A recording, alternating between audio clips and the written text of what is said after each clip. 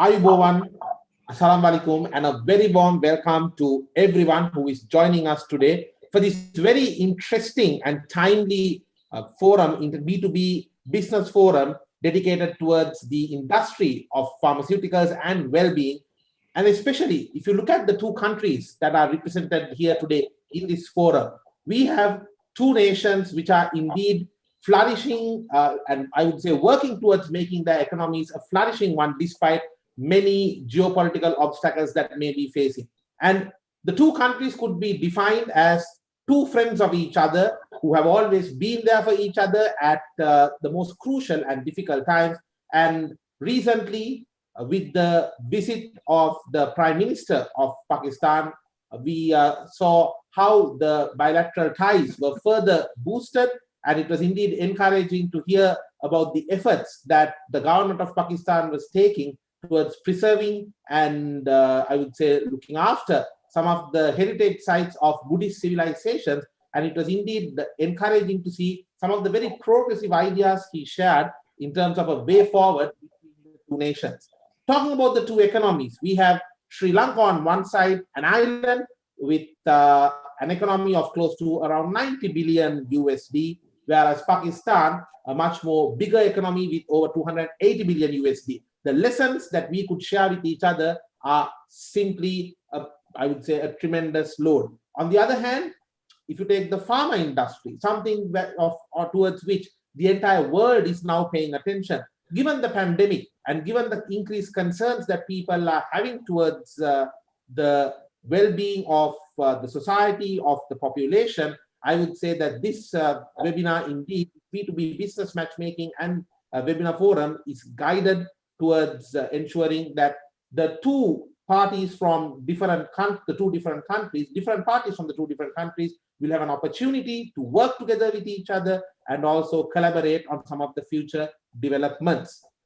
The pharma industry of Pakistan is identified to be of more than 3.2 billion USD. And on the other hand, in Sri Lanka, we are aware that over 80% of our pharma needs are actually being brought from overseas or are imported. The collaborations that could take place today could definitely be some defining ones towards the pharmaceutical industries of both countries. It is also encouraging to note the presence of so many dignitaries today, both from the communities of the diplomat community, and also we have the business community very well represented. Do keep in mind that once the forum has ended, there will be an opportunity for the participants to enter into direct B2B discussions, and I believe our facilitating partner, Training Hub, the Training Hub Asia will be involved in allocating the participants towards the respective discussions as well. I'm Tarindra Amarsekara, your moderator for this evening, and it is indeed a privilege to be conducting the host duties of this forum today. Without further delay, I would like to introduce the first speaker of the day, who is none other than the High Commissioner of Pakistan in Sri Lanka, His Excellency Major General retired Muhammad Saad Khattak. Major General Muhammad Saad Khattak has 35 years of an illustrious career in various assignments, both inside and outside of Pakistan. He is a graduate of the French Army Junior Staff Course, Defense Intelligence Director's Course from the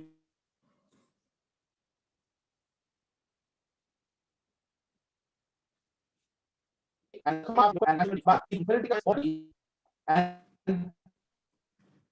a master's in philosophy, MPhil in international relations. He also appears on national and international TV channels as a security expert, in addition to writing articles for leading newspapers. Your Excellency, it's an absolute pleasure and a privilege to have your presence with us here today. The forum is over to you, sir.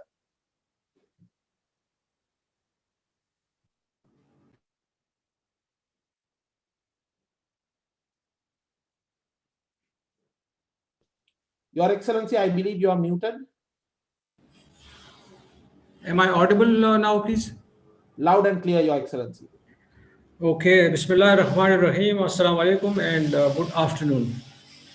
Right at the outset, I would like to thank the Secretary Trade Development Authority of Pakistan, the President of the Federation Chamber of Commerce and Industry Sri Lanka, for collaborating with the High Commission of Pakistan in organizing this webinar, B2B session on trade and investment opportunities, focusing on the pharmaceutical sector between Sri Lanka and Pakistan. I would also like to express my gratitude to the speakers who have joined us and who would be apprising the participants of their respective areas.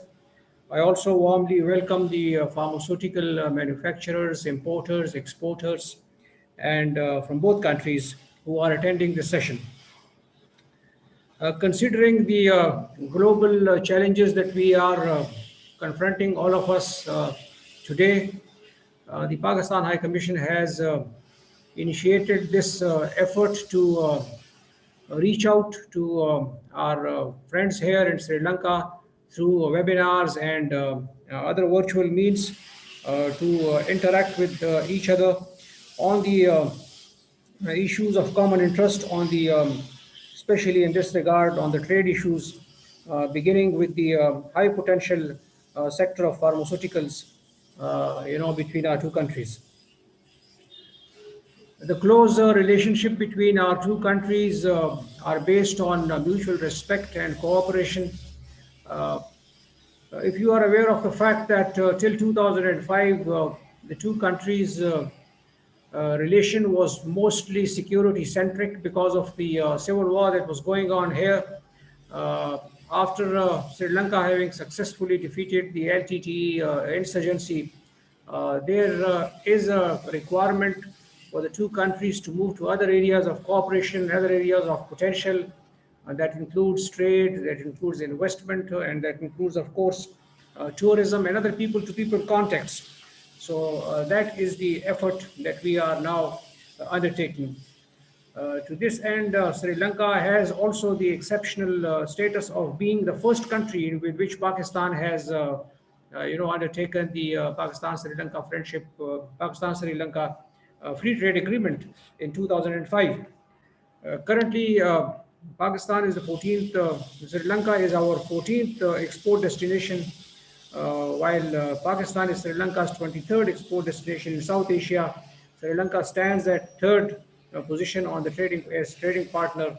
Major exports from to Sri Lanka from Pakistan, you all are aware that are cement, vegetables, cotton, cereals, yarn, cotton yarn, cereals, woven fabric. I am pleased to note that exports to Sri Lanka have been stable and growing through the years since the signing of the FTA. In 2019, exports from Pakistan stood at 369 million. However, we are cognizant of the fact that exports from Sri Lanka, which stood at US dollar $81 million in 2009, and the overall volume of bilateral trade between our two friendly countries can significantly be improved. To this end, we must seriously look into opportunities for joint ventures between our two countries across high potential areas to substantially boost our economic cooperation.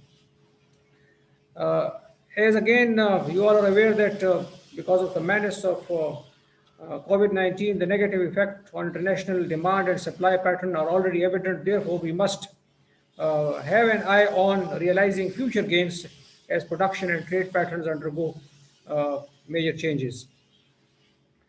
I am pleased to highlight that Pakistan's pharmaceutical sector, which is a thriving sector, is a $1.7 billion sector, and 70% of its product are, serving domestically our country, and with 25,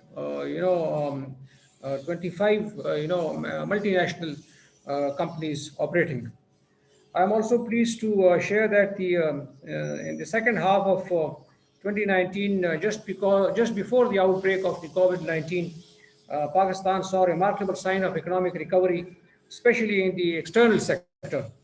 Pakistan jumped to 28th place on the World Bank status of ease of doing business index and graduated to among the world's top 10 reformed countries with most improved business climate. It is also appreciable to note that the government of Sri Lanka is placing increasing emphasis on increasing domestic production of pharmaceutical products by 50% by the year 2023. Currently, about 80% of Sri Lanka's drugs or medicines are imported from foreign countries. That means it's around 130 billion Sri Lankan rupees imports that Sri Lanka undertakes as far as this would clearly give you an indication that there is a huge potential of joint ventures and there is a huge potential of even exports from Pakistan to Sri Lanka, which is open to the business communities of the two countries. Well, in the end, let me say that strengthening of bilateral trade relationship between our two countries has always been my priority. I would like to assure each one of you sitting at both ends of the full cooperation and support and proactive support of the High Commission here through our Trade and Investment Wing in the High Commission to realize our dreams of taking our bilateral trade to our capacities. I wish all the participants a very informative and a very fruitful interaction. And in the end, let me say that long live Pakistan Sri Lanka friendship, and I thank you all. Thank you for those very encouraging words, Your Excellency, and indeed, long live the friendship of Sri Lanka and Pakistan.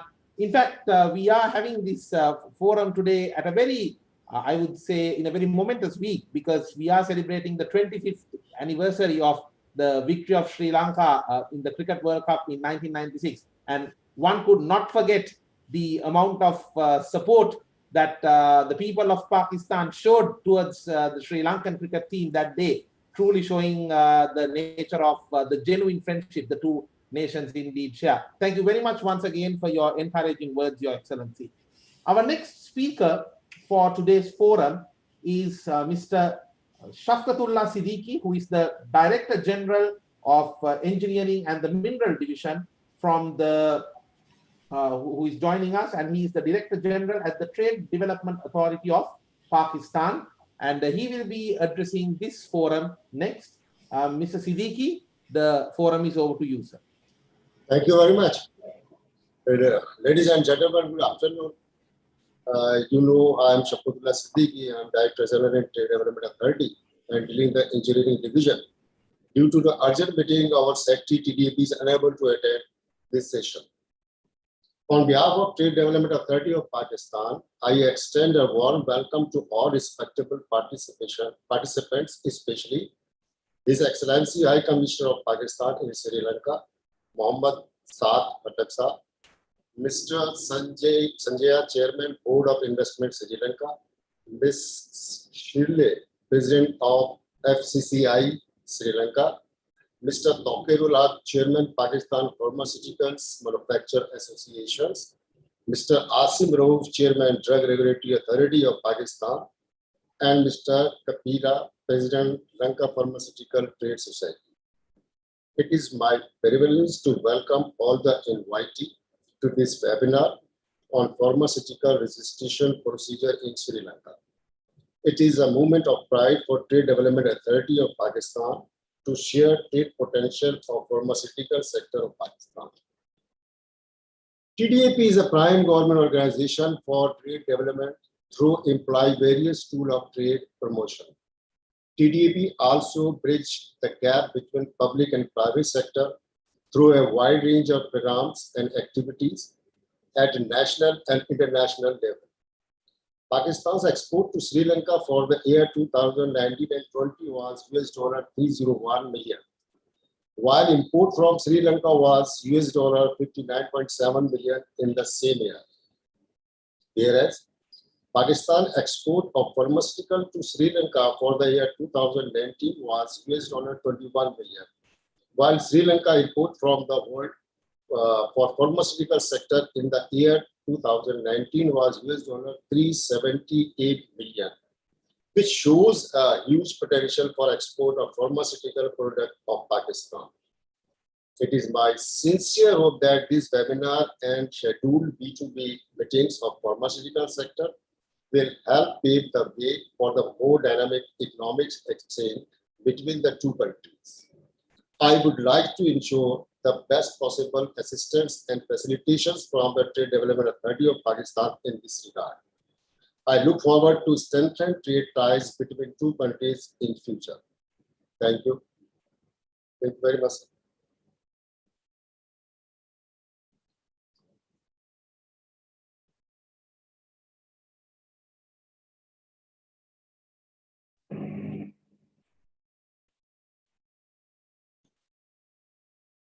Hello.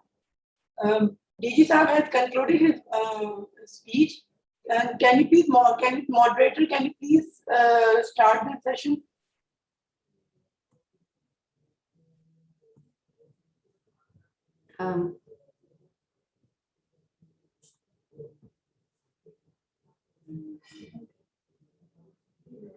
For our next speaker, may I please invite Mr. Sanjay Mahotla, Chairman Board of Investment, Sri Lanka, to please speak on some opportunities for investment in pharmaceutical sector of Sri Lanka.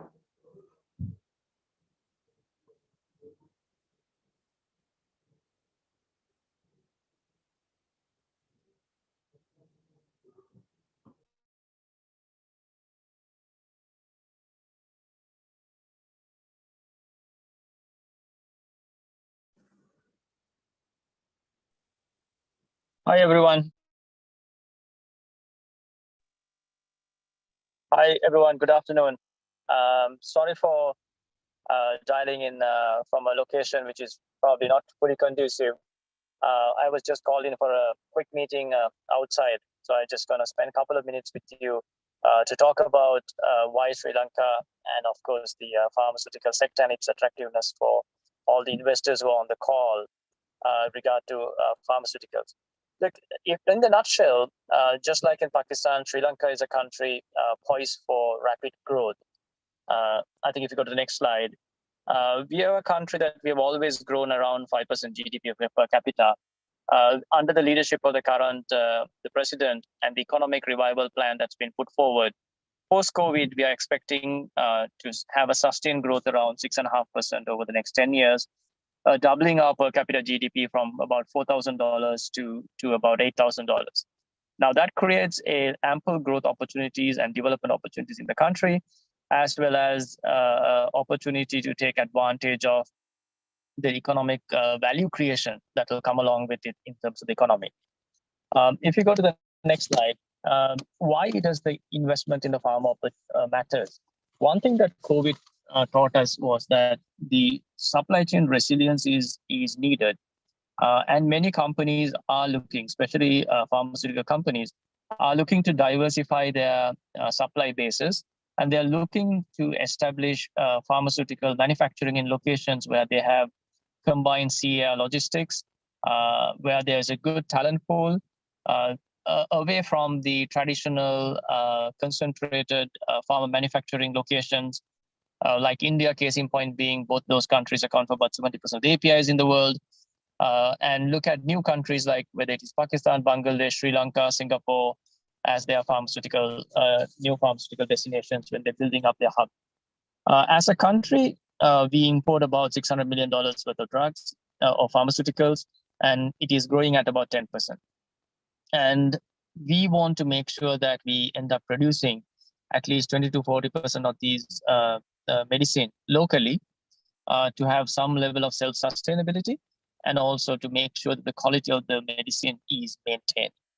Along with that, with the kind of talent pool we have at hand, and this is something that many of the drug manufacturers in the country has spoken about in many forums, talking about the quality of the workforce that we have who are trained for pharmaceutical production. We are looking at building $1 billion export vertical within the country in the next 5 to 7 years. That's a key aim of developing this pharmaceutical hub or a new zone in the country. Why should the companies look at pharma? So one of the main reasons, as I mentioned, is the education sector. In terms of the number of universities, number of the high education institutes, because we have close to about 15 universities. Next slide, please. 19 higher education institutes. We are ranked number one in terms of literacy. If you look at the number of courses being offered for whether it is the pharmacology related, or whether it is the college of the graduates for the medical field, there's quite a bit of ample talent pool that the pharma companies can tap in. The second part of it is that it's an investment destination point of view. There is a diversification strategy I talked about where companies are looking to manufacture in countries where neutral countries like Sri Lanka. They won't see air logistics for that. There are many European companies, whether it is in Italy, whether it is in Germany or Switzerland, they're looking at partnership with existing generic suppliers to set up factories in neutral locations. So that's one of the other things. So all of these will play in well to catch Sri Lanka in terms of the investment destination. So what are we offering for investors on this call from Pakistan in terms of in Sri Lanka? So you're familiar with our country. So we are looking at a location in Hambantota, where we have an international airport and a port next to the zone. Actually, the port is right opposite or on the other side of the fence of the port. It's a 400-acre zone with capacity to expand it up to 1,000 acres. This is purpose-built, designed by international design consultants in terms of ensuring common resources are utilized as much as possible to reduce the cost of fuel in terms of operating in a zone. There's ample tax breaks or very attractive tax breaks being provided for companies who locate. And it is already pre-cleared for environmental approvals and all the other approvals that is required. So it's a state-of-the-art modern zone, ready to occupy by May, and all the pre-clearance have already been done. So that makes it much easier for someone to come and set up very clearly.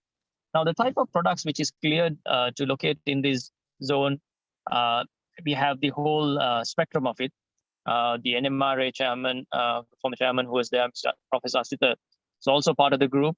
So from generics to biosimilars to the APIs, or whether it is oncology, everything is included in the environment clearance we have done. It will always facilitate all these products in terms of the wastewater treatment and all the other support functions that is required. In terms of the facilities, I talked about the corporate taxes where you get up to 10 years tax holiday and further years of reduced tax depending on the quantum of the investments. There's zero import taxes on any of the products, including the raw material and capital goods. Foreign employment is encouraged and welcomed. And there's no tax for exports. And because of the free trade agreements that we have with the South Asian countries and also the African countries, it enables companies who are based here to access these markets quite easily. So overall, it is a economically developing location, as you all know, and I think that's what most of you all on the call. It provides a good opportunity, especially on the farmer side, the local demand as well as the growth in the region point of view. It's a time now because many companies are looking to take advantage of the supply chain shifts, both MNCs and also regional players to diversify their supply. We are offering a purpose-built, internationally designed zone, which is with the aim of reducing the cost of your manufacturing. We have a good, attractive talent pool and a good incentive scheme to make sure that your investments flourish in Sri Lanka. So I would encourage you all to look favorably when you look at overseas expansion or looking at diversifying your production footprint in Pakistan.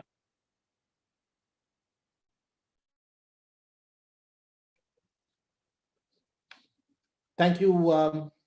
Thank you very much, Mr. Sanjay Motilal, for your valuable thoughts and giving a quick and summarized picture of the investment opportunities for this sector in Sri Lanka. And I do wish to apologize from you personally for not being present to introduce you prior to the commencement of your presentation due to a small technical glitch I was experiencing. But thank you very much once again for sharing those valid thoughts on the investment opportunities for this sector.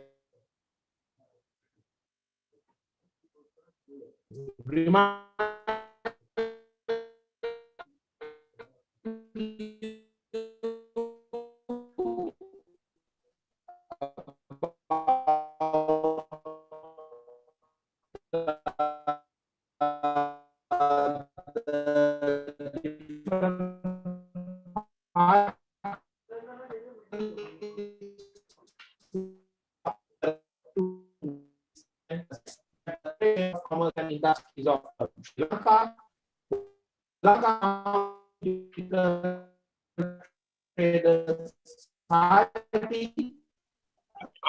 would like to once again remind that all of those who are present today and who wish to engage in the B2B discussions will be allocated into the suitable forums as well by our training partner, who is none other than the Training Hub Asia.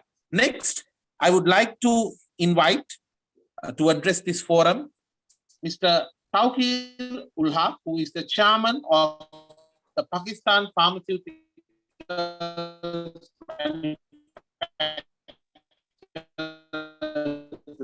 Association, and he will be speaking to us regarding the pharmaceutical sector in Pakistan. Mr. Tauqir.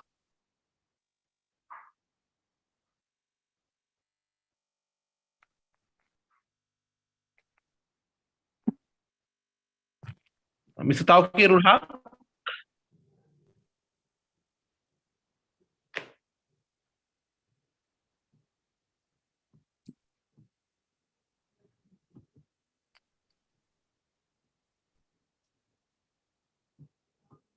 I believe there may be slight technical issue with Mr. Therefore, I would like to take this opportunity, the corporate participants who are in this forum, not the speakers who will be addressing the forum, but the others who have joined us today, spending their valuable time. You could quickly take a few seconds and introduce yourself and the company that you are representing. It's an open forum. There is no particular order. Any private sector participant from both sides of Sri Lanka and Pakistan could take this opportunity to introduce yourself and the organization you are representing. This is your opportunity.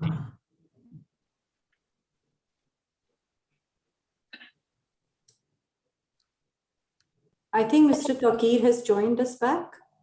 Ma'am, actually he left it again just due to technical issue. He's coming back and he will deliver his presentation. Right.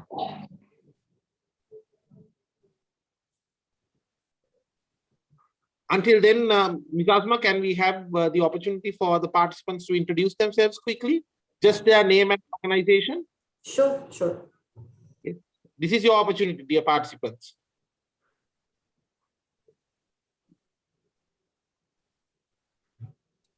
You could just go, can we, Prasanna, can we kindly unmute the participants?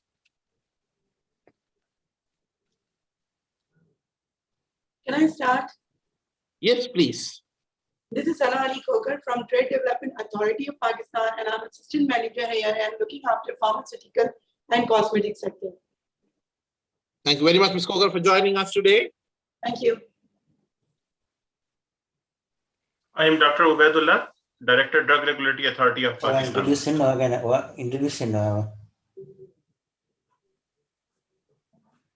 Thank you very much, Dr. Abidullah. Especially for the participants of the program who are not the speakers, but the participants, this is your opportunity. Yeah, I take this opportunity to introduce myself. First of all, thank you very much for all the organizers for giving us this wonderful opportunity. I am Dr. Shahid Javed. I look after the International Business Department in Sami Pharmaceuticals Private Limited, which is the third largest pharmaceutical manufacturer of Pakistan. Thank you very much, Dr. Shahid Javed, for joining us today. Thank you. Hello all. My name is Nayyar K. Sayyed, and I am associated with Opt Pharma, pharmaceutical company based in Karachi, Pakistan. And I look after the exports, developing export business. Thank you very much, Said. I'm quite sure you will find today's forum to be extremely fruitful and with a lot of opportunities for collaboration with the Sri Lankan parties. Thank you for joining us today. Thank you very much for having me.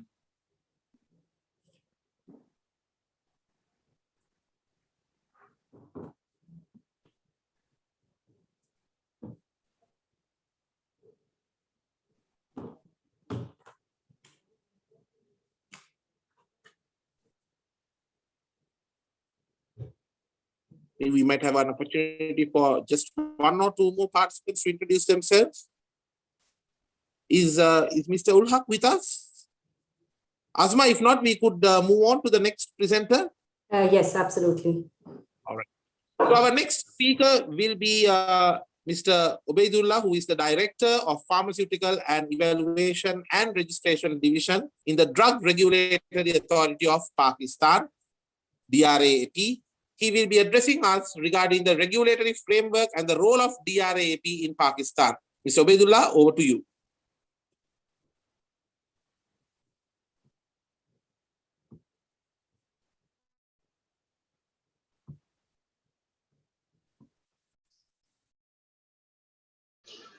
I think, Doctor, you have to unmute your audio.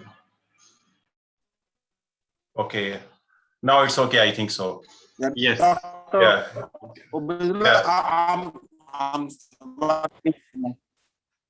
Yes, Dr. We can hear you.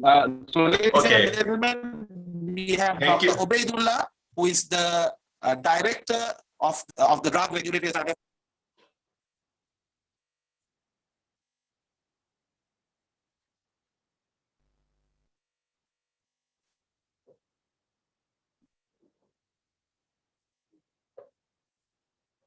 Thank you very much, Ji. Bismillahirrahmanirrahim, and good afternoon.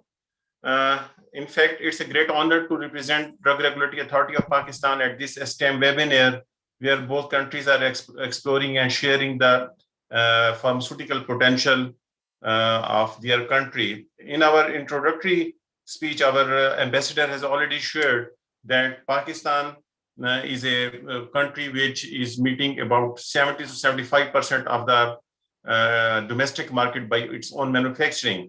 And definitely pharmaceutical is a field where everything is regulated, starting from the conceiving of an idea and to the last placing of the product at the shelf life. So Drug Regulatory Authority of Pakistan is the responsible forum in the country which look after not only local manufacturing, but rather exports of the pharmaceutical as well.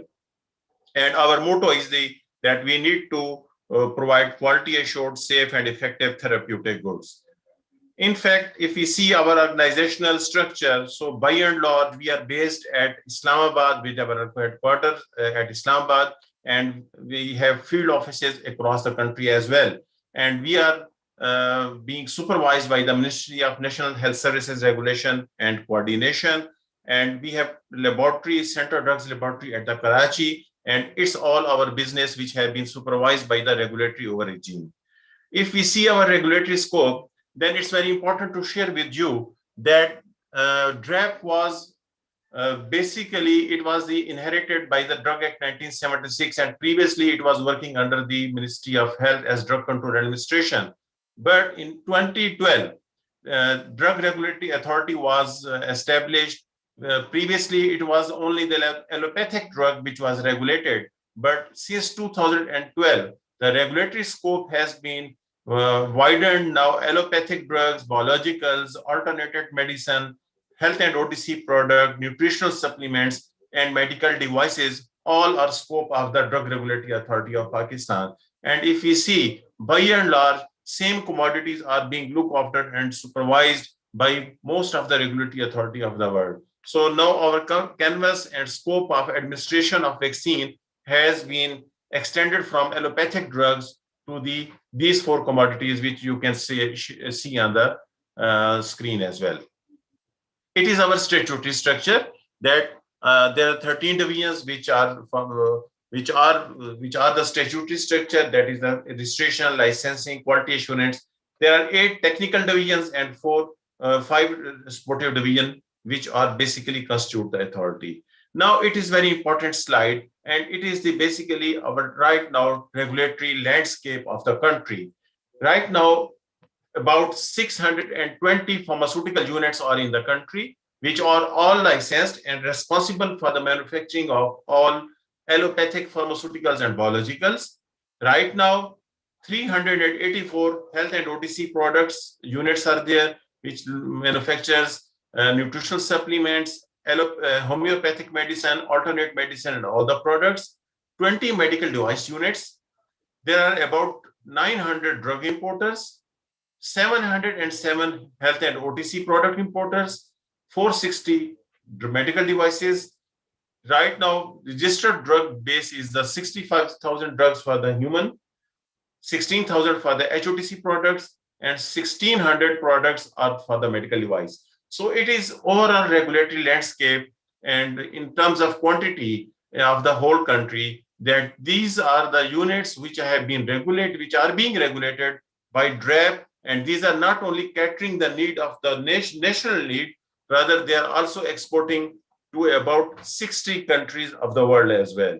So it's our regulatory landscape. If we see DRAP operations, so you can see by and large there are 5 major operations, starting from the clinical trial approval. Before the registration of the drug, we have sufficient regulatory framework and expertise and private sector who performs the clinical trials in the country. And after that, we license pharmaceutical units, alternate medicine, and medical device manufacture. Then it is the domain of the registration of drugs or enlistment of alternate medicine and medical devices. And after this licensing and registration, CGMP audits are conducted by our field forces. And lastly, and very important, from the patient safety perspective, it is the pharmacovigilance activity which has been done by the DRAP by its field offices. So we can see that starting from the clinical trial up to the pharmacovigilance, all the regulatory framework have been framed, and DRAP is now looking after all these regulatory functions through its headquarters and field offices. Like we can see that DRAP Act 2012, we started the concept of therapeutic regulation, and at that time, our law of the land was a Drug Act 1976, which looks after only pharmaceuticals, that is allopathic and biologicals. But after the 2012, we introduced 2 new legislations. One is the health and OTC product, and another one is the medical devices. So these 2 regulations were introduced in 2014 and 2018 respectively. And now all our regulatory framework is complete regarding pharmaceutical, regarding allopathic drugs, biologicals, nutritional, health and OTC product, and medical devices. So it is our regulatory pathway that all regulations are very much there. And on the basis of all these regulations, now we have jumped for the international harmonization. You can see that we have the Pakistan Drug Regulatory Authority of Pakistan has put itself before the international auditors like WHO, USP, PICS for harmonization and all the adaptation of these parameters, so that we will be in 2021, by the end of 2021 or 2022, we will be audited for the final accreditation by the WHO as well. So it is all together our regulatory framework. If we see our strategic framework, then it is a 5-component approach. First one, that regulation that we have already achieved. Second one is the harmonization. By and large, in our updated regulation, we have adopted all those parameters which are required by the stringent regulatory authority, starting from the GMP up to the registration and all the things I will share, that we have adopted all those parameters which are essential for the international market to be in line with the international requirement to meet the criteria of the safety, efficacy, and quality. And third and very important is the automation. we are the first country in the region that we have introduced PIRIMS, Pakistan Integrated Regulatory Information Management System. And now all of our information, regulatory information, is very much on our website, is very much on the interconnected regulatory portal. We are starting from the clinical trial up to the pharmacovigilance activities. Hopefully, all will be available on that very portal and will be visible to the clients as well.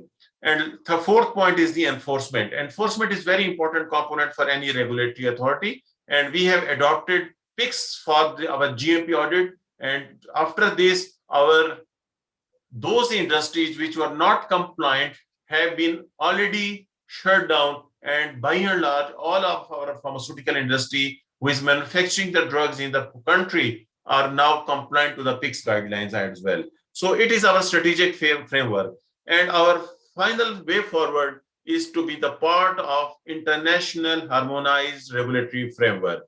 And for that, now we have already achieved level 2 of the WHO, and by the end of this year, as I already shared, by the end of this year, early beginning, we will be hopefully, inshallah, WHO level 3 accredited. So these are our regulations, Drug Act, DRAP Act, and all the regulations on the basis of which right now we are part of the international community. And you just look last three: barcoding rules, CTD, and biosafety rules. Barcoding rules are very important from export potential perspective as well. And because by just scanning from your mobile app, you can confirm the authenticity of the product, about the genuineness and legitimacy of the product. And we have already implemented, now it is in the implementation phase, and it will definitely help our confidence of our various partners, global partners in the product. Second last point is the CTD impediment, because previously it was a different legislation, but now since 2017, Pakistan has adopted Common Technical Document, which is the law of the land now. Now all the information of the registration application is supposed to be submitted with the pattern of Common Technical Document. And we principally decided to adopt this because it helps our exporter to file our registration application in different countries. Because now most of the countries have adopted CTD, and it is the international language in which pharmaceutical companies can share their data with their various countries. And last one is the biostudy rules. Previously, our clinical trials were not being legislated. Now we are the part of the international harmonized community. And now, hopefully in near future, our all clinical trials will be the part of the US clinical registry as well. So it is the gist of our international harmonized activity. And we do hope that after all these things, the confidence of our importers of various countries are increasing day by day, and acceptance of pharmaceutical products manufactured by Pakistan is increasing in the international community, only due to these legislations, only due to these safety and quality parameters which we have adopted. And you can see that now we are the part of the WHO Global Benchmarking Tool. We have achieved level 2, and inshallah, by the end of this year, level 3 will be in our cap. Similarly, we are now pre-applicant status for the PICS registration, and PICS is a gold standard for the GMP compliance. We will be in the arena of those countries who are the PICS GMP. We have adopted CTD for the registration application, 2D barcode on the packing of drugs to curb the menace of the counterfeit drug. Similarly, Pakistan is the country who have adopted the collaborative registration procedure agreement, and we are the part of the CRP registration of the WHO. And there are cases in which WHO has also accredited our evaluation and of the registration. For the pharmacovigilance activities, we are the part of Uppsala Monitoring Center. We are regularly reporting. You know that Pakistan is the country with the 220 million population, and ADR monitoring is a very important component for the patient perspective as well.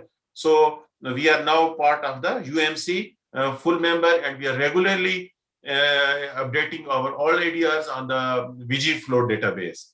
Similarly, we are the member of the Asian Harmonization Working Party for the medical devices, and all are the categorization of the AHWP. We are following that.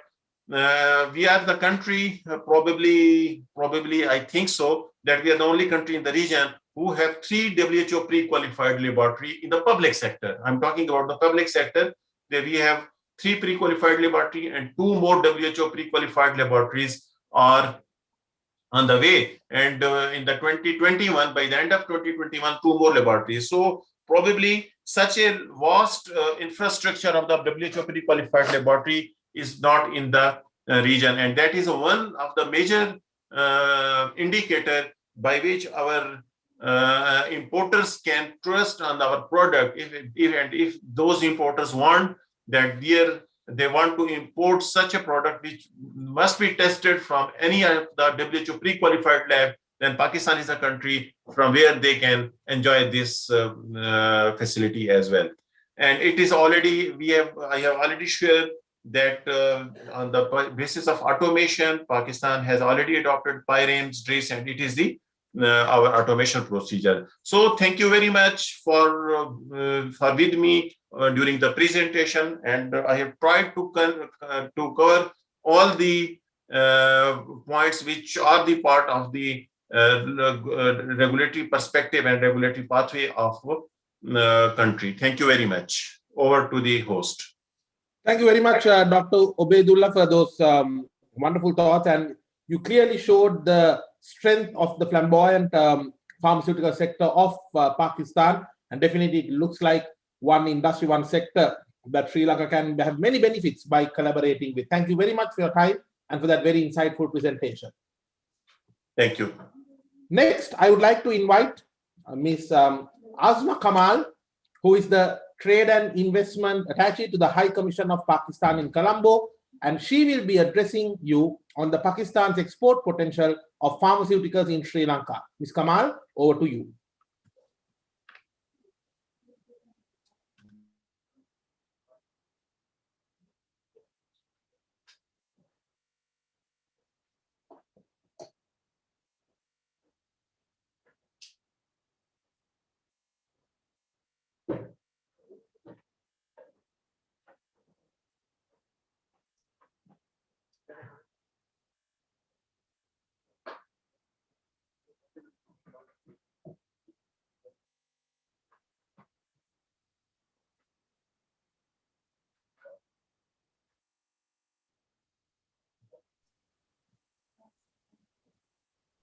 Hello, sorry, I think there's some technical issues.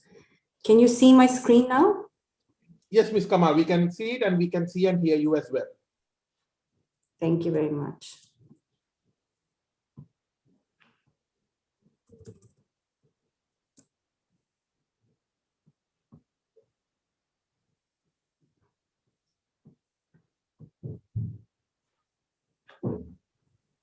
Ms. Kamal, once again, I'm confirming that we can see your screen and we can see and hear you as well. I'm just having some issues with the screen itself.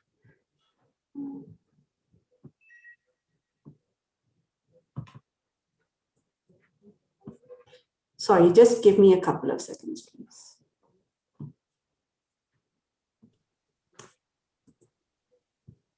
Sure. Meanwhile, if there is any participant who wishes to introduce themselves and their organization, this is your opportunity.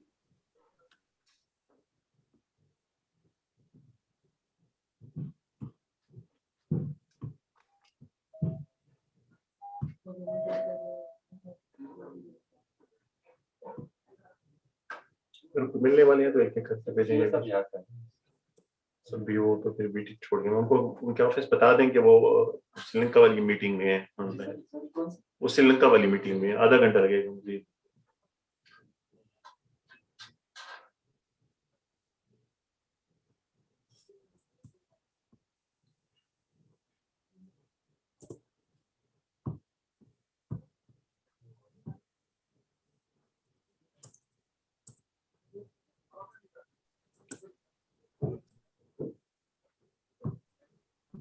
I also wish to remind that at the end of this B2B forum, we will be allocating the interested participants into different breakout rooms where you could further continue discussions on potential collaborations.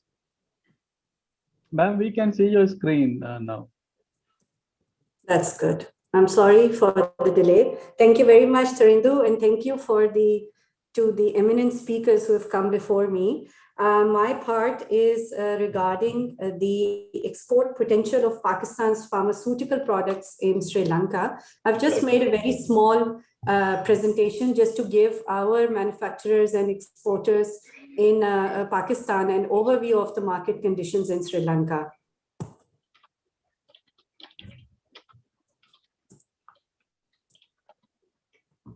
I'm not sure. Prasanna, could you help me with this? I mean, why isn't it? We can hear you clearly and we can see your screen as well. Okay, but I'm unable, yeah. Yes. So talking about the pharmaceutical market in Sri Lanka, it, as was already touched upon by the chairman BOI, Mr. Sanjay, it is highly import dependent. About 85% of the total demand of Sri Lanka is catered to through the imports, and domestic production obviously only consists of 15%, and that is being led by the private sector companies. Out of the total import demand, government sector buys approximately 45% of pharmaceutical products, which are done through the state pharmaceutical company and the medical supply division. Now, despite the fact that over the last few years, the local industry has grown by 15%, there's a huge interest in local manufacturing. It is expected that in the short to medium term, Sri Lanka will continue to rely on imports to meet its domestic demands for medicines and pharmaceutical products. It is foreseen that with the transition to being a middle income country with better per capita income, the healthcare expenditure will also rise consistently in Sri Lanka in the coming years. Considering that the country has a very good and established healthcare system, I just wanted to give an overview of the figure. We have about 612 government hospitals, 200 private hospitals, which are of varying sizes, 5,000 private pharmacies, and 1,000 laboratories are present in Sri Lanka. So if you look at these figures, you can see that the health system is quite large and very well established. And so the demand is quite high as well. But despite having a well-developed healthcare system, Sri Lanka has a shortage of quality drugs and pharmaceutical products in the country due to low local production. Now, if we come towards the top pharmaceutical imports of Sri Lanka, we can see that under the HS code heading 30, we have about Sri Lanka imports under 6 major HS heading codes. And if we these figures are from the years 2015 to 19, so they can give you a good overview of the last 5 years. The total import demand has consistently been between 350 to 450 million per year. And if we see that, and this chart gives you a good idea about which products are in high demand for import in Sri Lanka. So if we see the HS code 30004, these are medicaments consisting of mixed or unmixed products that have consistently shown the highest demand. We have the human biologicals, and then there are other therapeutic mixtures, pharmaceutical preparations, even surgical items, including wadding, gauze, bandages, and dried glands, which are the lowest in this ranking. If we look at the top pharmaceutical product supplying countries to Sri Lanka, we can see that although we are at number 2, our share is very, very low. India surpasses us by quite a bit. Actually, more than half of the import demand of Sri Lanka is catered to by India. So that stands at 51.4. These are the figures from 2019. Pakistan just has a percentage, total share of 5.8%. So considering the rest of the countries, we are not that bad, but there's a huge gap to be fulfilled by Pakistan's pharmaceutical products.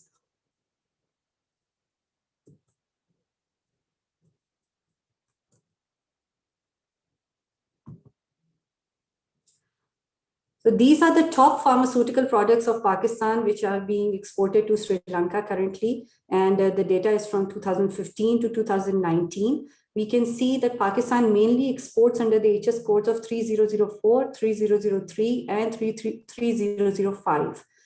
So these have been the most demanded products from Pakistan in the recent years. So if we talk about the top potential pharmaceutical products which can be exported to Sri Lanka and which have the largest import demand are bulk drugs and drug intermediates, drug formulations and biologicals, surgical items, vaccines, oral drugs, oncological formulations. So Pakistani companies need to see where they can fulfill the demand for these drugs and other pharmaceutical products required in Sri Lanka. Now, if we talk about the export potential and opportunities for Pakistan, we can see that due to the significant demand present in this sector in Sri Lanka, it is a huge opportunity and we need to capitalize on this. Even though pharmaceutical exports to Sri Lanka are covered under the Pakistan-Sri Lanka Free Trade Agreement, we have, duty-free access, concessional access on many items. But there are still some issues that Pakistani pharmaceutical exports are facing in Sri Lanka, and they are more to do with the non-tariff barriers. So currently, our exports to Sri Lanka account for just 5.7% of our total exports. And even with that, Sri Lanka is the second largest export destination, followed by Afghanistan in the world. So what is required is to have better B2B linkages, which I hope this forum, this session will serve the purpose of. And there has to be better linkages between the government sectors of both countries so that, the non-tariff barriers can be catered to. Pakistani exporters need to liaison with local representatives, agents, and for the distribution of their drugs here, and also for the smooth registration process in Sri Lanka, which is catered to by the National Medicines Regulatory Authority. And Dr. Asita would be able to tell us more about that in that regard. To make our exports more competitive, I believe we need to have better branding and marketing promotion. Because since India is catering to more than 50%, we need to look into that aspect also.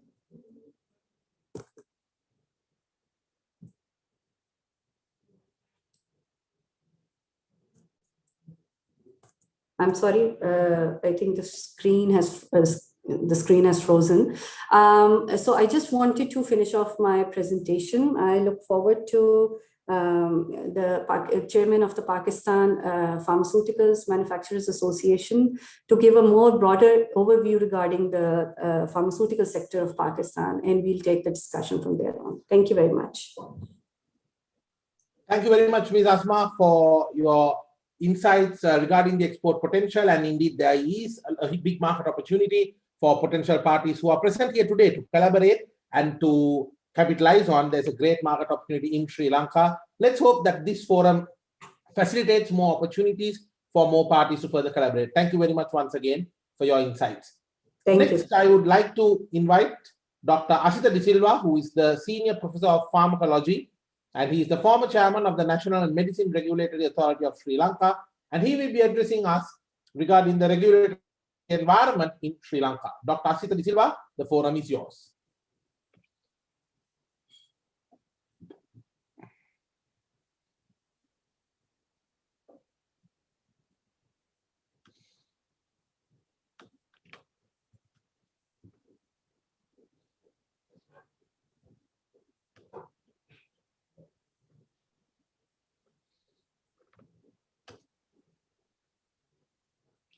Dr. Asita, I believe you are with us.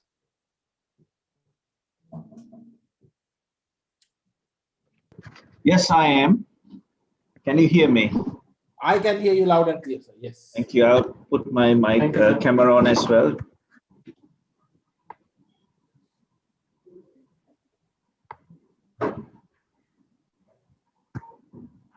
All right. Good afternoon, everybody. Your Excellency, ladies and gentlemen.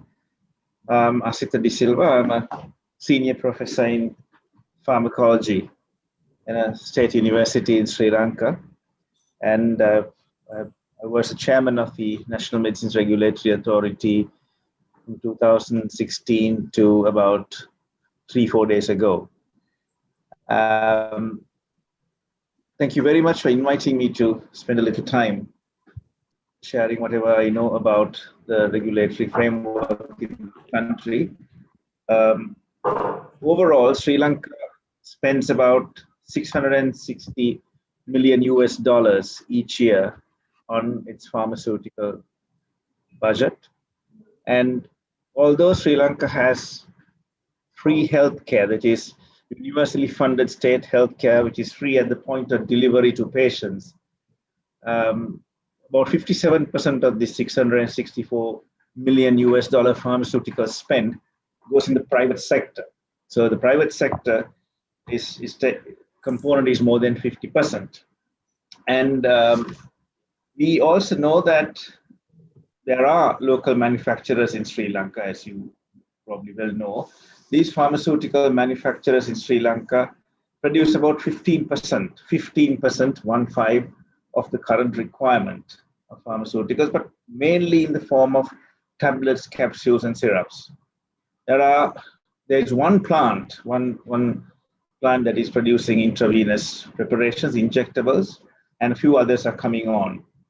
And during the COVID first lockdown and the COVID period, the government took cognizance of the importance of a very, very vibrant local industry and felt there was a need to engage and try to incentivize investors, partners who may be willing to have knowledge sharing platforms to work with Sri Lankan manufacturers and entrepreneurs. And there are many initiatives which the BOI chairman described a little while ago to you.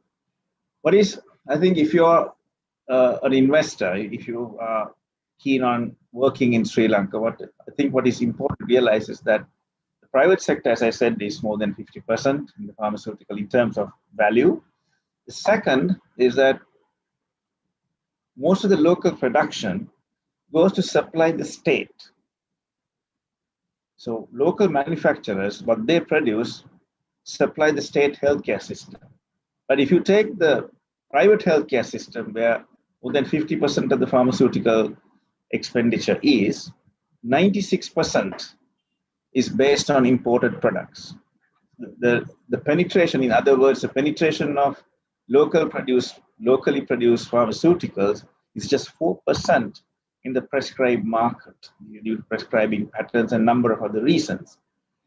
And that is, I think, going forward long term, the segment of the pharmaceutical market that manufacturers locally, whether it's a joint venture between companies in Pakistan and Sri Lanka, would be and should be targeting, because there are buyback guarantees the government gives for products manufactured in Sri Lanka to supply the state healthcare system.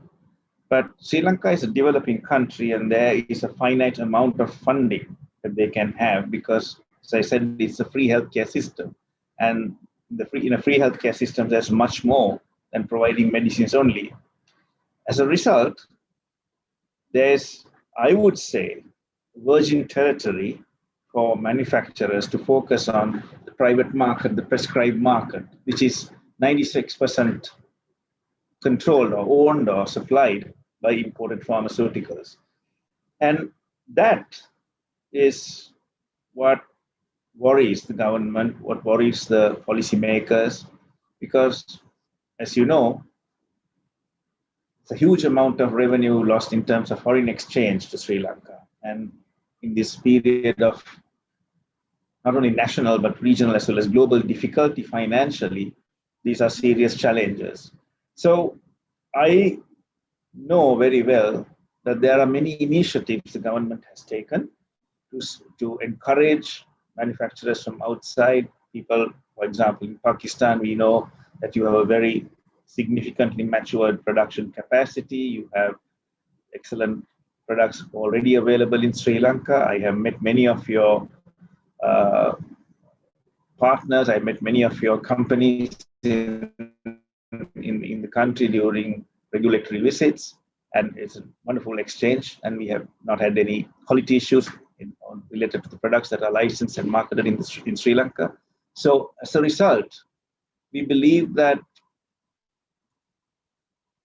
the government incentives that are on the table should be looked at carefully. There are zones that are being proposed and are being developed.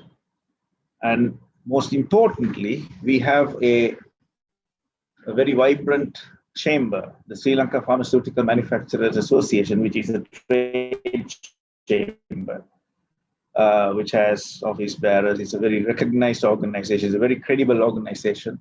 And I think your first point of contact may be that. I would recommend that your first point of contact should be that, because they have people who have invested heavily locally, and they're also looking for ventures to be done jointly with people who have mature production capacities. And having said all that, the government, I have been part of the design of government incentives. There'll be greater incentive given to more complicated, sophisticated products, let's say injectables or antivenom, for example, vaccines, biologicals. If there is anyone, any organization in Pakistan interested in that kind of joint venture here in Sri Lanka to set up activity, there's a lot of interest. And the level of incentivization given by the state is much higher. So in addition to the Board of Investment, I know there's a discussion room after this webinar.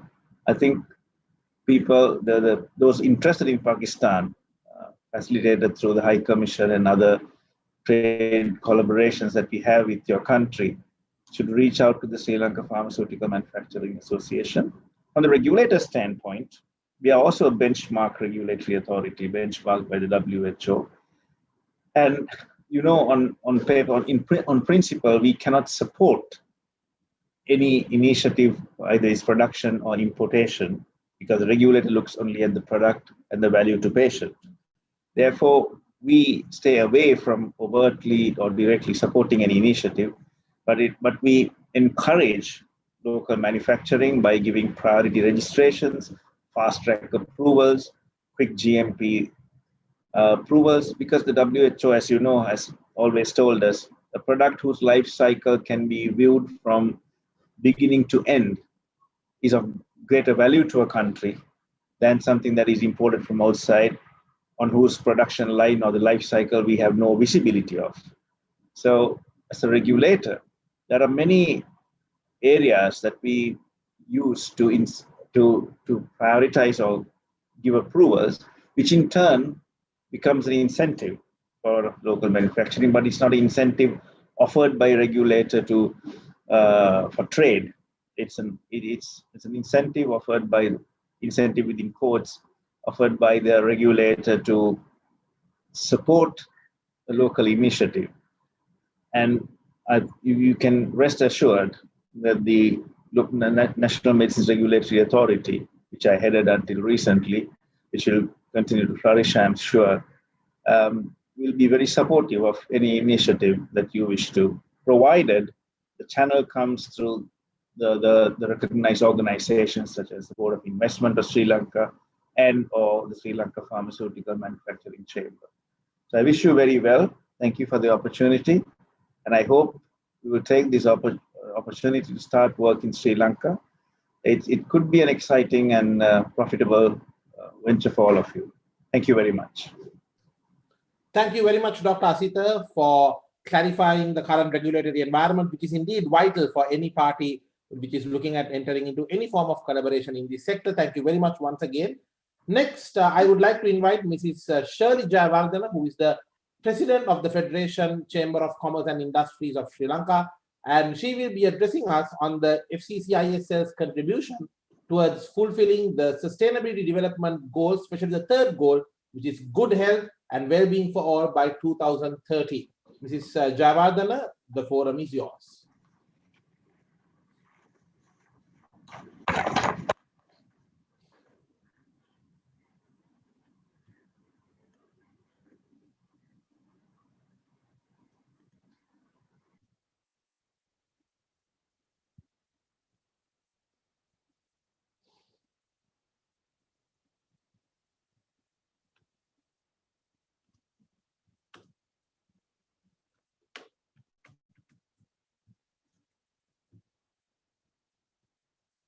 Ms. Jayavardhana, I believe you are with us.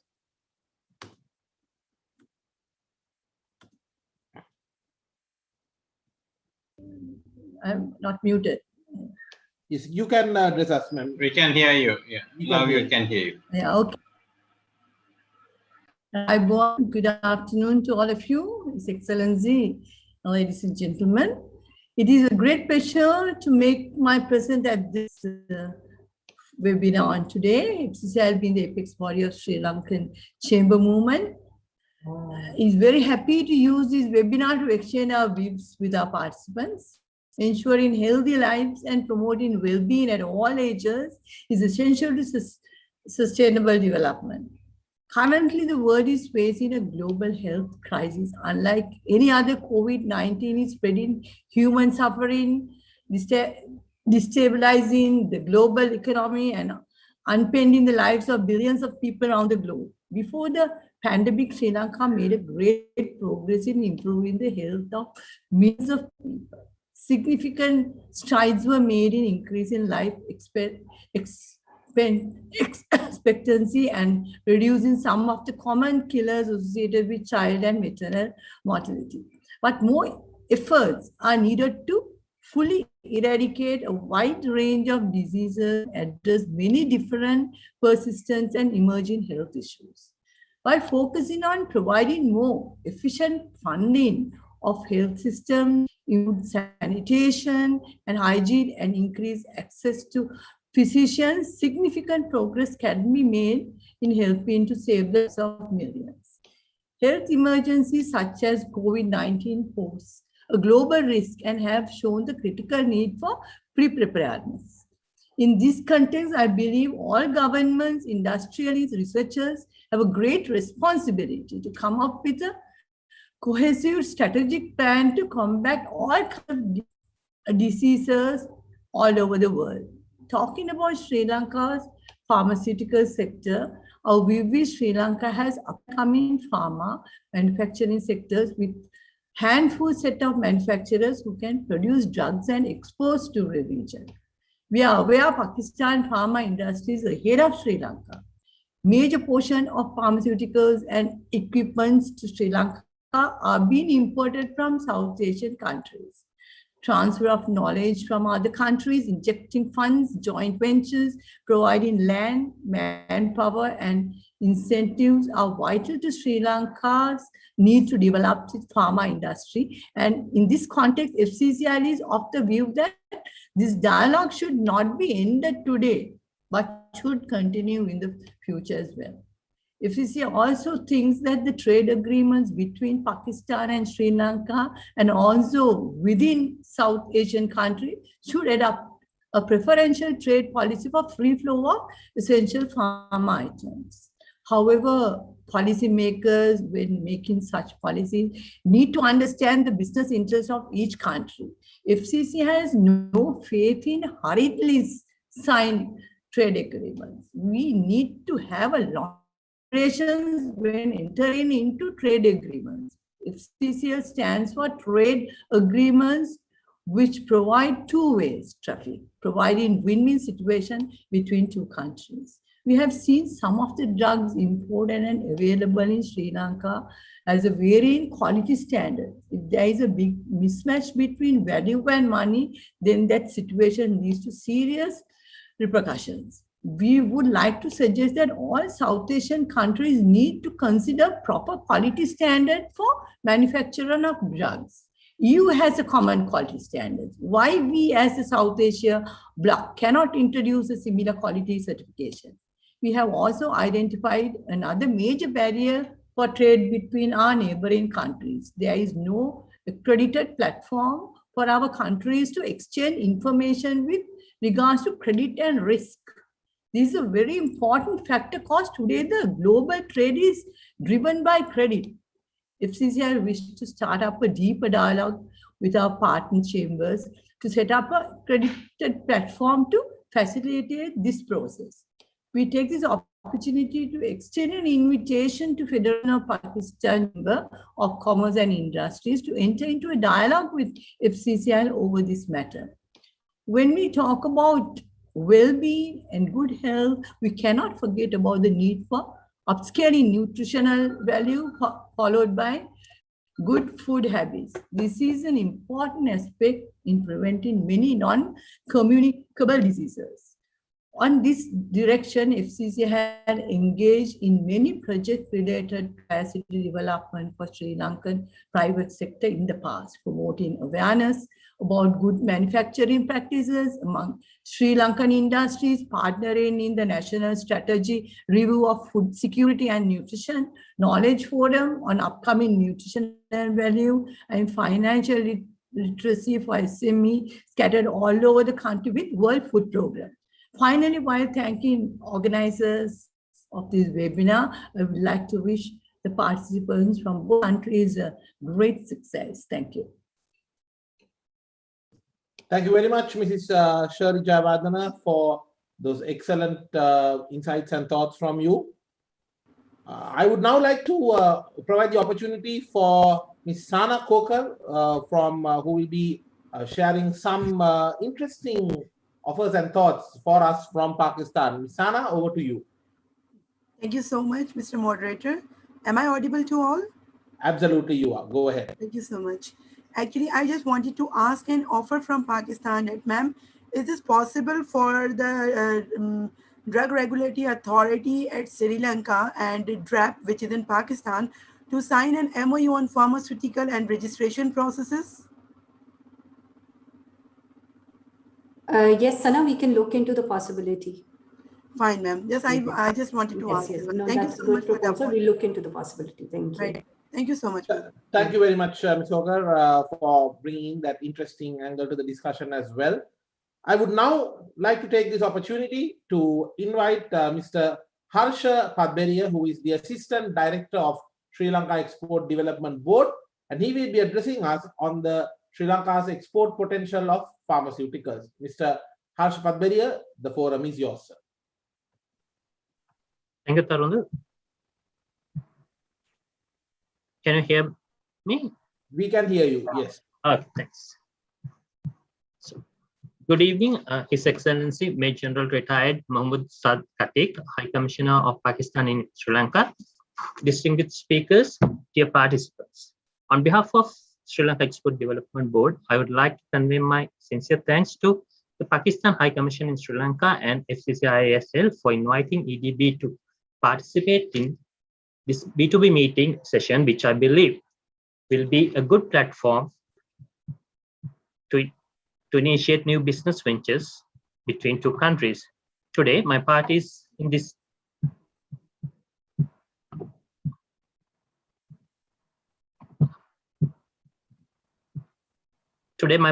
session is to cover the area of Sri Lanka's export potential of pharmaceuticals. As Ms. Asma correctly said, Sri Lanka pharmaceutical sector is dominated by the imported products, with the market share of 85%, and the total import of pharmaceutical products into Sri Lanka was amounted to $496 million in 2020. However, Sri Lanka pharmaceutical manufacturing industry has a huge potential to grow further and to be an export-ready industry by year 2025. We have around 20 pharmaceutical manufacturing companies in operation, of which 2 of them are EU GMP compliance companies. We hope these 2 companies will be accredited very soon, and once accredited, they will be able to get the export opportunities in the regulated markets in the near future. However, the trend in increasing investments in expansion of production capacities by the most of the local pharma manufacturers to widen their product basket shows the better future in long term. The industry is manufacturing about 100 molecules such as oral solid dosage products, oral liquid solutions and suspensions, powder of oral suspension, dry powder inhalers, nasal sprays, breath-induced inhaler devices, creams and ointments, and medical gases and injectables at present. However, our manufacturers need to address the issues of access to latest and state-of-art technologies, R&D activities, skills development of their employees, and international standards and compliances in order to further develop the industry. EDB has identified the pharmaceutical sector as one of the potential sectors which could be leading exchange earner of the country in the future. When it comes to the exports, of course, our annual exports values are not attractive at present, and the values are in the range of 5 to 7 million US during the past years. So, however, increasing the number of new entrants into the sector shows a very healthy future of the in Sri Lankan pharmaceutical industry. When we talk about the products that exports are the medicaments, bedding and groceries, Ayurveda medicines are the major export products of Sri Lanka at present. Since Sri Lanka has a very high and good reputation for its traditional and indigenous medicines, this sector is also having a bright future. Cambodia, Seychelles, Laos, Myanmar, Maldives are our major export markets for pharmaceuticals, and now EDB is in the process of expanding our pharma exports to semi-regulated markets in African and Asian regions in time to come. Steady growth of global demand for prescribed medicine during past years, high demand for affordable generics and OTC products, increasing public concerns on preventive healthcare, and the global shifting of manufacturing processes towards the Asian regions, we see a huge potential for Sri Lankan pharma sector where we can fit in. Having identified the importance of this sector, EDB has initiated several programs in consultation with the industry giants. So EDB is in the process of appointing an advisory committee on pharmaceutical sector comprising leading public and private sector industry representatives, industry leaders, and potential exporters, which will spearhead private and public collaboration that will identify priority issues and opportunities to improve the performance of this sector. Another initiative we have taken by the EDB is the development of country strategy for the Sri Lankan pharmaceutical sector, which is now in the pipeline. So we are working with the industry very closely in developing this strategy, and we will obtain a service of the international agency for develop this country strategy for the sector. In the time, we'll start this the activity during this year. In addition, VDB also see the possibility of promoting the sector internationally through B2B meetings with the potential buyers, investors, and importers, etc., and the possible trade fair participation with the view of expanding export to our emerging markets. Having said that, I just conclude my speech inviting Pakistan buyers, importers, manufacturers to collaborate with Sri Lankan counterparts for the mutual benefit in the future. Thank you.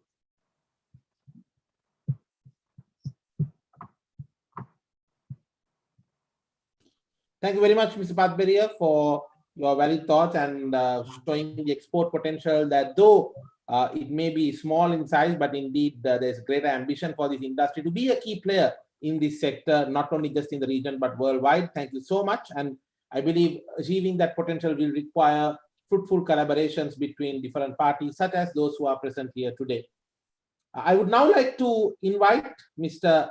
Murtaza Isfalai, who is the Executive Director of Hemas Holdings PLC Limited, Sri Lanka, and also he's also representing the Pharmaceutical Manufacturers Association, and he will be addressing us regarding the experience of doing business in the pharmaceutical sector with Pakistan. Mr. Isfalai, the forum is yours.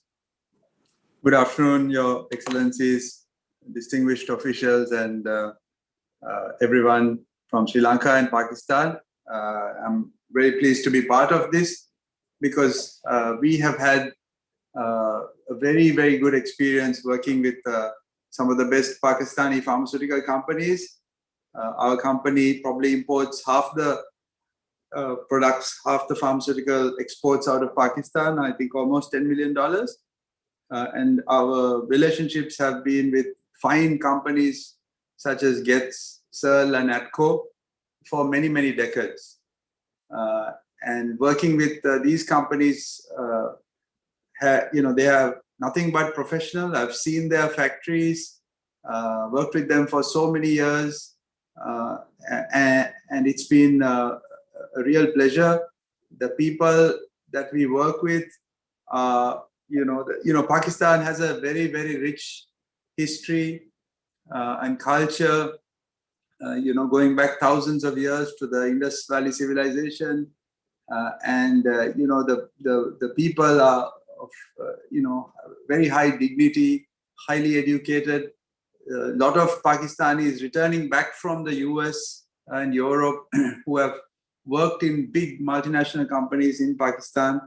But having I have many dear friends and family in Pakistan, and it's always a pleasure to visit and work with these companies. Having said that, being a substantial importer of pharmaceuticals into Sri Lanka, we ourselves have heard the clear government policy that the future of pharmaceuticals have to be to get to 50% at least self-sufficiency in the next 5 years, and COVID has only made that policy thrust even stronger and more intense.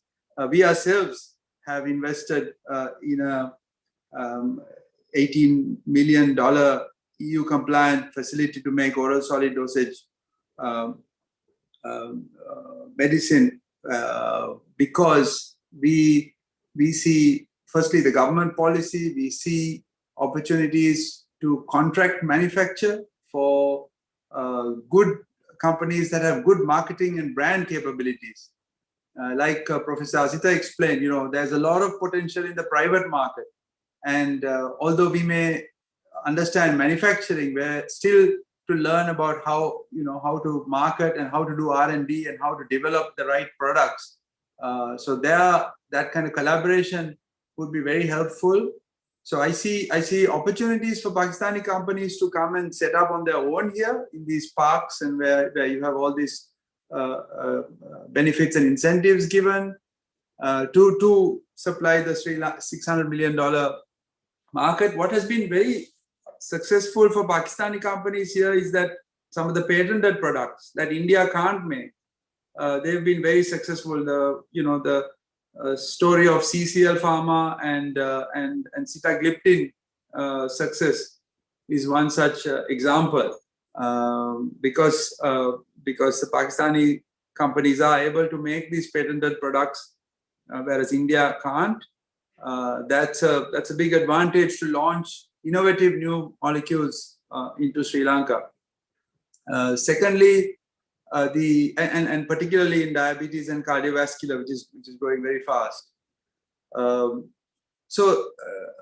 As a manufacturing center, so the other thing that many of you would have seen is that the pricing in Sri Lanka is a little higher than Pakistan because there's so much domestic production in Pakistan, and that there's so much economies of scale. The prices in Pakistan are lower than the prices in Sri Lanka, because Sri Lanka is a very branded, generic, brand conscious market, and doctors have worked in England and Australia, and they believe in some of the better brands. So there is a lot of potential to work with local manufacturers to win in the private market. 96% of that market remains to be captured, and more the local medical profession also recognizes, as well as the regulators and the government recognize the benefits that local manufacturing can bring.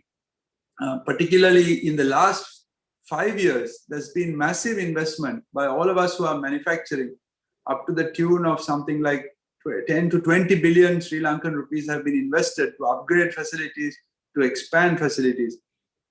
And Pakistani manufacturers can take advantage of their R&D capability, their new product, patented product capability and the ability to brand effectively and partner with the local manufacturers to do this.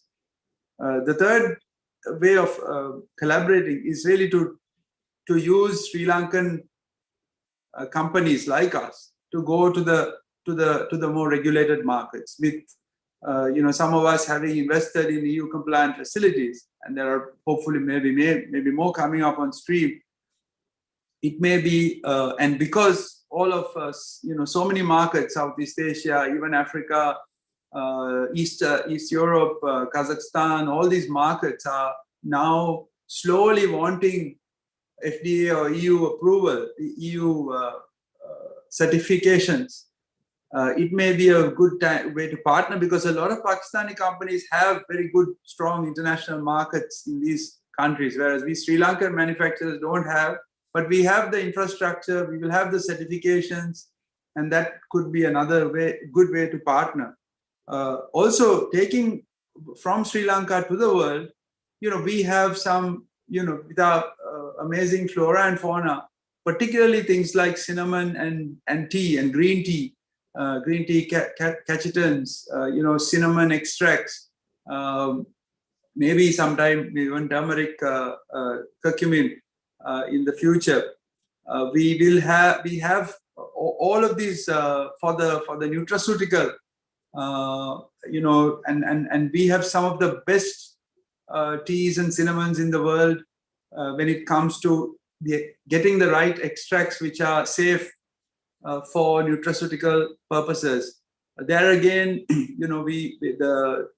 Pakistan having the marketing capability, having perhaps some of the R&D, working together with Sri Lankan the plantations, the growers, and manufacturers like us, it can be a potent combination which we can take uniquely Sri Lankan cinnamon and tea to the world in the form of nutraceuticals.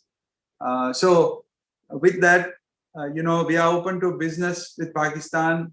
Pakistan has a good name here. Pakistani pharma companies has a good name among the medical profession here, among the hospitals and with the regulator as well. So please, and it's only a short flight from Karachi or Lahore to Sri Lanka, and it's a wonderful place to live as well. And I know many relatives of mine have bought nice apartments and things in Sri Lanka, beach houses, so that they can spend some of their holidays here or retire in this beautiful island as a second home. Thank you.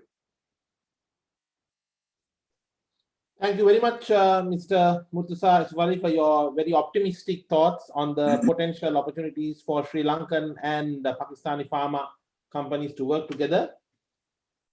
As the final agenda item for today, I would like to now invite Mr. Kapila Dizoisa, who is the president of the Lanka Pharmaceutical Traders Society, and he will address us regarding the Sri Lankan pharmaceutical retail sector's opportunities and potential. Mr. Dizoisa, the forum is yours.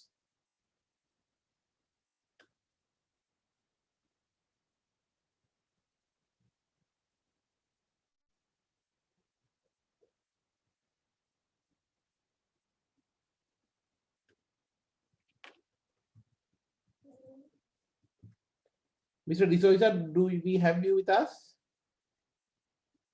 I think you're on mute.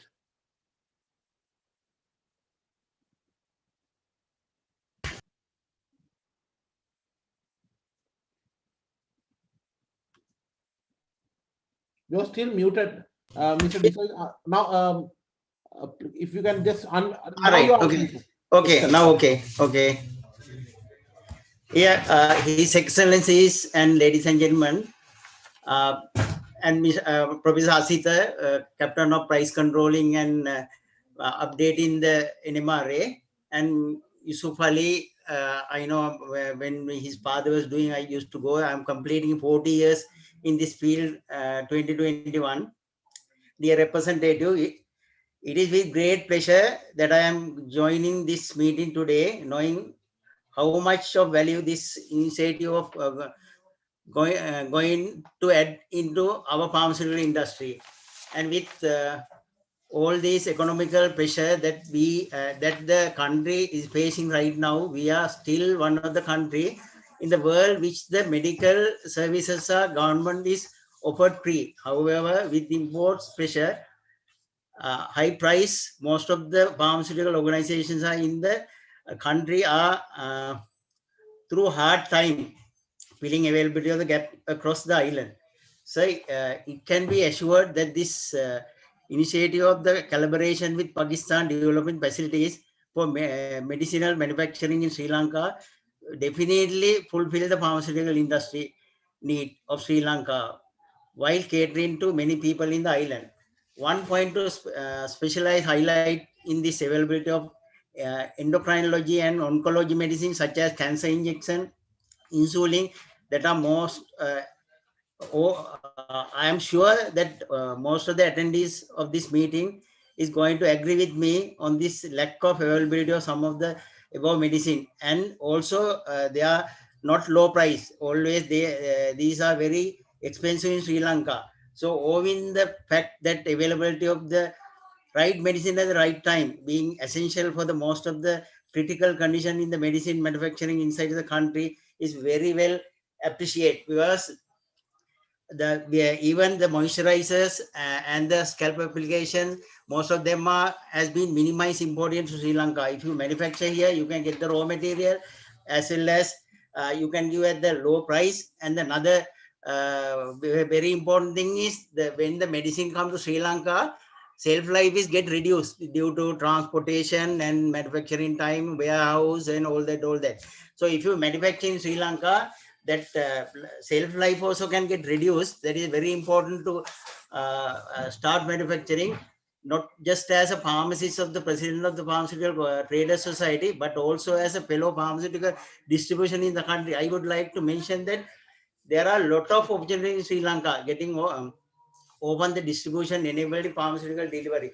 So availability of the stock of these medicine products are also going to be corrected and offered in much lower rate for the patient. As a developed country, Pakistan, we know, as Mr. Yusuf Ali said, gets palm and all that, we know its quality, we are supporting them, and people are not reluctant to purchase Pakistan medicine. So if the efficacy is high, medicine is can distribute and manufacture in Sri Lanka, it is very important. There are insulin is very high price in Sri Lanka. If you can manufacture insulin, a lot of insulins are used in government hospital as well as the private sector. Those are all expensive. People can't afford sometime. So the affordability and the fresh stock, short expiry is minimized. Then you can do a good business in Sri Lanka. And also in Sri Lanka, there is a big issue in the expiry product in the pharmacies due to this importing short expiry. I suppose that all that can minimize if we join hand with Sri Lankan people and start manufacturing carcinogenic treatment such as injections, oral treatment, and insulin, things like that. I hope that the best support that we can give it to Pakistan manufacturers and the exporters, if they join with us as a pharmaceutical traders in Sri Lanka. We have about less than 5,000, more than 4,000 retail outlet and the hospital pharmacies. So good market, people are, most of the, more than 75% of the people are with Western medicine. They don't go for any other thing. Only 25% will go for the Ayurvedic treatment and all that. So I would greatly extend my utmost gratitude towards everyone who has joined hand with a great initiative of this event. Thank you very much. Hello. Thank you very much, Mr. Dizoisa, for those thoughts regarding the retail pharmaceutical sector of Sri Lanka. Now, I believe is the most awaited moment where we will be allocating you, the selected participants, to different virtual conference rooms where you can further conduct your discussions and look into potential fruitful collaborations for the sector. On behalf of the FCCISL and all the organizing parties, I would like to extend a very warm note of gratitude for you having spent your valuable Thursday afternoon time having joined us both from Pakistan and Sri Lanka in order to make this event a success. A big thank you to all our speakers who took time off their busy schedules to come and address us today. And FCCISL and its partners will be always committed towards enabling more international forums of this nature to further encourage trade and make the economic growth of Sri Lanka and the collaborative economies in the region and worldwide a success. And because together moving forward is indeed the way that we all aspire to be heading in. Thank you very much for all of those who have joined us once again. And I'm now handing over the controls of